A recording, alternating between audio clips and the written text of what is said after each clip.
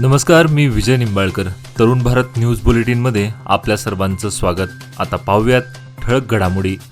कंगराळी बुद्रुक परिसरात गांजा या नशिली पदार्थाची खुलेआम विक्री, मटका जुगाराचंही सुळसुळाट, तर गावठी दारूचीही खुलेआम विक्री होत असल्यामुळे पालक वर्गातून चिंतेची बाब बनली आहे. पोलीस खात्याच्या कारभाराबद्दलही नागरिकातून शंकेची पाल चुकचुकत असल्यामुळे तसेच झटपट पैसा कमवणाऱ्या नादापायी अवैध व्यवसाय करून हजारो तरुणांना व इतरांना व्यसनाधीन बनवणाऱ्या व्यसन कधी घालणार, अशा प्रतिक्रिया पालक वर्ग व व्यसनमुक्ती कार्यकर्त्यातून व्यक्त करण्यात येत आहे. बीके कंगराळी पंचायत व्याप्तीत येणाऱ्या गौंडवाड गावच्या विकासाकडे ग्रामपंचायतीने वर्षानुवर्ष दुर्लक्ष केले असून ग्रामदैवत भैरवनाथ मंदिर परिसरात व मंदिराच्या बाजूने जाणाऱ्या रस्त्यावर सध्या चिखलाचं साम्राज्य पसरून गटारेही तुंबली आहेत. त्यामुळे गावकऱ्यांमध्ये संताप व्यक्त होत आहे. ग्रामदैवत भैरवनाथ मंदिरच्या बाजूने जाणारा रस्ता जापरवाडीला जातो. याच रस्त्यावर गटारीचे पाणी तुंबून राहिल्यामुळे गटारी व मुख्य रस्त्याचा विकास झालेला नसल्यामुळे गावकऱ्यांना नाहक त्रास सोसावा लागत आहे. पंचायतीने याकडे गांभीर्याने लक्ष देऊन काम पूर्ण करावे, अशी जोरदार मागणी स्थानिक रहिवासी व गावकऱ्याकडून केली जात आहे.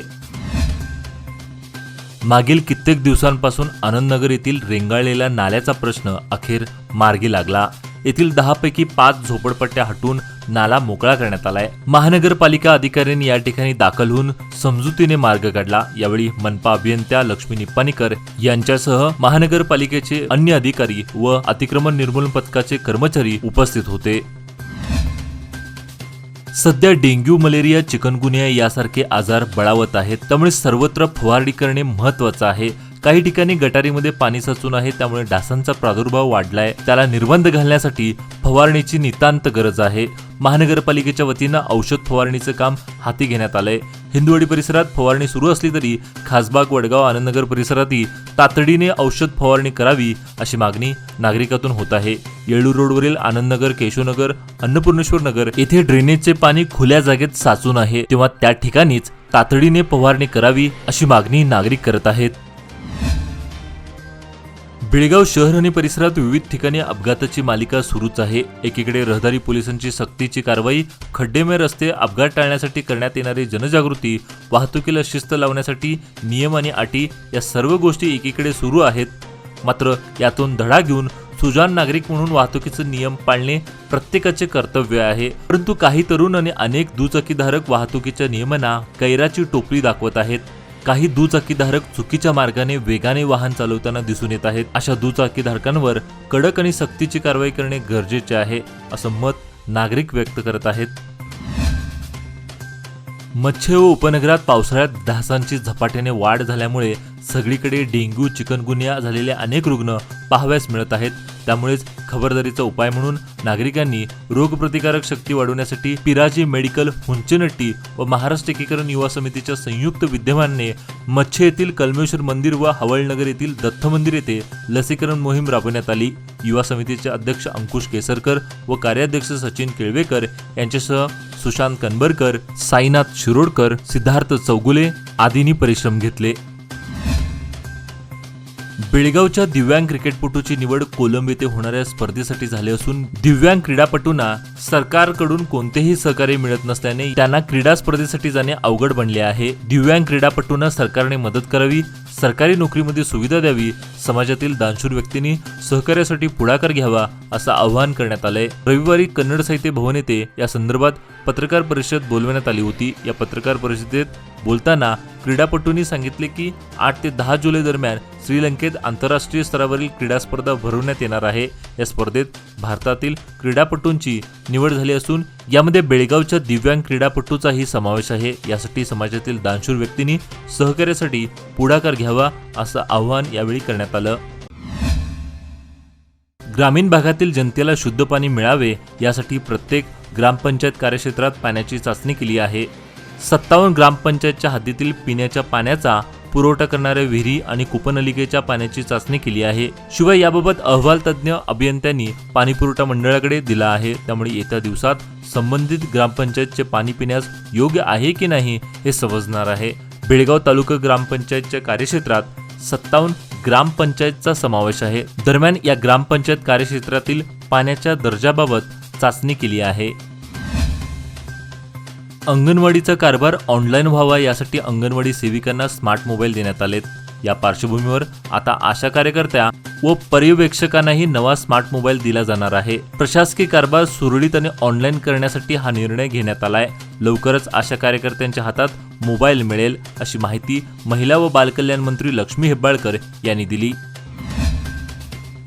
तालुका महाराष्ट्र एकीकरण समितीच्या कार्यकारिणीची पुनर्रचना करण्याचा निर्णय घेण्यात आलाय. या पार्श्वभूमीवर बोलवण्यात आलेल्या बैठकीत कार्यकर्त्यांची मते जाणून घेऊन 13 जणांची शोध कमिटी नेमणूक करण्यात आली असून या माध्यमातून तालुक्याच्या गावागावांना भेट देऊन कार्यकर्त्यांची संपर्क साधून गाव पातळीवर संघटना अधिक बळकट करण्याचा निर्णय या बैठकीत घेण्यात आला. मराठा मंदिर सभागृहामध्ये या बैठकीचं आयोजन करण्यात आलं होतं. बैठकीच्या अध्यक्षस्थानी माजी आमदार मनोहर किनेकर यांच्यासह सरचिटणीस MG पाटील व तालुक्यातील कार्यकर्ते मोठ्या संख्येने उपस्थित होते. विजापूर शहरातील चालुक्यनगर येथे नवजात अर्भकाला घरच्या उंबरठ्याजवळ फेकून पळून गेल्याची हृदयद्रावक घटना घडली आहे. रामकृष्ण हॉस्पिटलच्या पाठीमागे नवजात अर्भक BG पोलीस पाटील यांच्या घरच्या उंबरठ्यावर टाकून अज्ञात व्यक्ती फरार झाला आहे. मुलाच्या अंगावर काळ्या खुणा असून आजारामुळे तो फेकून दिल्याचा संशय आहे. घरात भाडेकरू असलेल्या विद्यार्थ्यांनी दरवाजा उघडल्यानंतर ही घटना उघडकीस आली. मृत अर्भक सापडल्याने विद्यार्थ्यांना धक्काच बसला. पोलिसांनी घटनास्थळी भेट देऊन पाहणी केली. पोलिसांनी घराभोवतीचे CCTV तपासण्यास सुरुवात केली असून आदर्शनगर पोलीस ठाण्याच्या हद्दीत ही घटना घडली आहे. कर्नाटकातील 1ली ते 10वी विद्यार्थ्यांच्यासाठी देण्यात येणाऱ्या क्षीरभाग्य योजनेतील दुधाचे सुमारे 10 लाख रुपये किमतीची पावडर बेकायदेशीररित्या घेऊन जाणाऱ्या 2 टेम्पो कागवाड पोलिसांनी तिघांसह जप्त केल्या. सदर कारवाई शुक्रवारी रात्री कागवाड गणेशवाडी मार्गावरून सदर कारवाई केली. बागलकोट जिल्ह्यातून दुधाचे पावडर महाराष्ट्रातील शिरोळ तालुक्याकडे घेऊन जात असल्याची कबुली त्या तिघांनी दिली. जमखंडी परिसरातील अनेक हॉटेल उपग्रहाचे चहाच्या टपऱ्या यावर आहार सुरक्षा खात्याच्या अधिकाऱ्यांनी अचानक धाड टाकली. यावेळी गृहोपयोगी गॅस सिलेंडर, रंगमिश्रण चहा पावडर, टेस्टिंग पावडर आदी साहित्य जप्त केले. संबंधित हॉटेल मालकांना नोटीस बजावण्यात आली असून या कारवाईमुळे हॉटेल मालकांचे धाबे दणाणले आहेत.